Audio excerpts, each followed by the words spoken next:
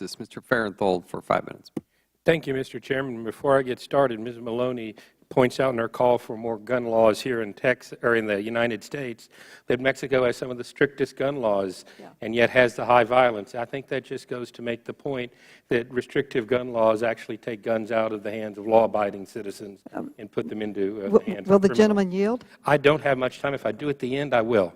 Okay, I have some points I'd like to make because I used to represent the border at Brownsville and joined Mr. Chaffetz in June in his visit to Laredo after the helicopter was shot at. Had the opportunity to visit with some of the Border Patrol agents down there. Real quickly, while I get started, Mr. Harrison, have we caught the people who shot at the helicopter?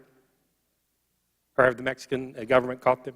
Well, the FBI is responsible for investigating all assaults on Federal agents. They're responsible for that investigation. It's my understanding that an individual was taken into custody. He was transported to Tampico, where he went before a judge, but he's now missing. Well, that's reassuring.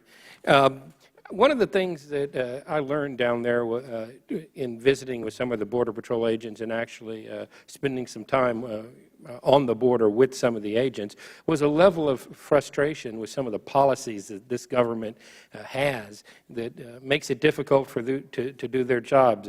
You know, I hear it referred to as catch and release, or a policy that if there are only a certain number of illegal aliens in a vehicle, the coyote or human smuggler is not prosecuted and is let go, or a frustration with seeing the same folks again and again. They're caught, they're shooed across the border, counted as a deportation, and are back in the United States in a matter of hours. In fact, I visited with some of the sheriffs in the district I represent, Sheriff T. Michael O'Connor in Victoria, or Frank Osborne, Matagorda County, and Jess Howell of Wharton, and they're all very upset and concerned about the priority enforcement program, in which case very often the Federal government refuses to take illegal aliens that they apprehend for deportation.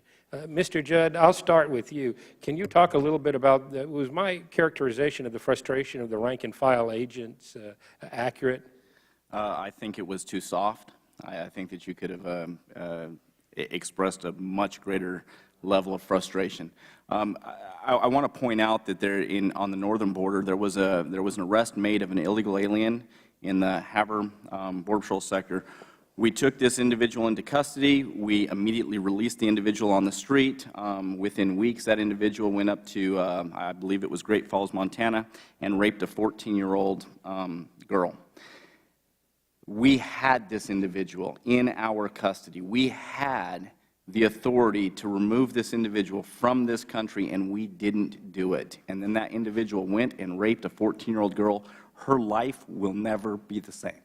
And we see this again and again with the tragic murder of Kate Steinle, the shooting of the Border Patrol agents in the Rio Grande Valley by a pair of men who had been between them deported, I think, 7 times. And there was a story in the news, I think it was just in the past couple of days, where a convicted burglar from Mexico with a history of repeated felony convictions and deportation was caught last week. He was the 5th time he'd crossed the border and had actually spent the bulk of the past 30 years in various jails. It just seems absolutely critical that we get the border secured. No point working on immigration before we get that done.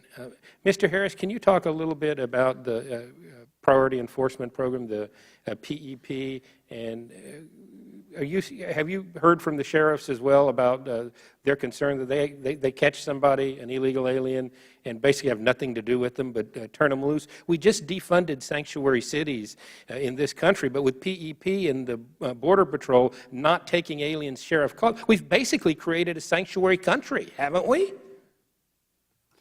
I'll answer that question again in 2 parts. One is, as was noted in my testimony, I've been in the Border Patrol for 31 years. I've been in the Border Patrol when we made up to 1.6 million apprehensions a year with about 3,000 agents on duty.